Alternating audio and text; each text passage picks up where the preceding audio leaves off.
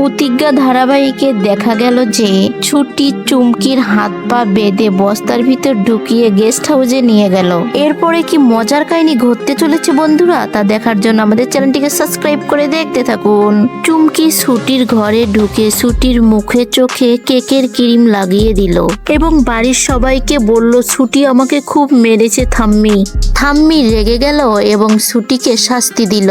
তারপরে সেখানে অভি আসলো এবং ছুটির গাল থেকে ক্রিম তুলে নিজের মুখে দিল আর বলল কি স্বাদ। এই দৃশ্য দেখে চুমকি রেগে সেখান থেকে চলে গেল এবং বলল আমি তোকে দেখে নেব ছুটি। চুমকি চোখ খুলে দেখলো তার হাত পাও বাঁধা, ছুটি লাঠি নিয়ে দাঁড়িয়ে আছে। চুমকি তো ভয় পেয়ে গেল। চুমকি ছুটিকে বলল ছুটি তোর হাতে লাঠি কেন? ছুটি বলল তুই না বাড়ির সবাইকে সকালবেলা বললি আমি নাকি তোকে পিটিয়েছি, দেখা তো আমি তোর কোন কোন জায়গায় পিটিয়েছি। চুমকি ছুটিকে বলল আমি কিন্তু এবার চিল্লাবো। ছুটি বলল চিল্লা, তোর যত খুশি মন চায় জোরে জোরে চিল্লা, কেউ তোকে বাঁচাতে আসবে না এখানে।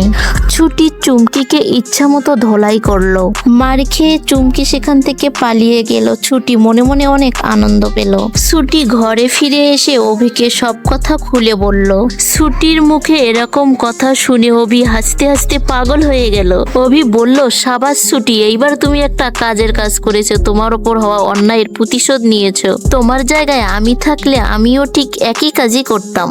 অভি ছুটিকে বলল চুমকি শাকচুন্নিটা তোমার লাঠির তারায় এবার বাড়ি থেকে বের হয়ে গেছে, ভালোই হয়েছে। ওর যদি লজ্জা থাকে তাহলে আর তোমার পিছনে কখনো লাগতে যাবে না। কি মজার কাহিনী ঘটতে চলেছে বন্ধুরা এর পরবর্তী পর্বে, তা দেখার জন্য আমাদের চ্যানেলের সঙ্গেই থাকুন।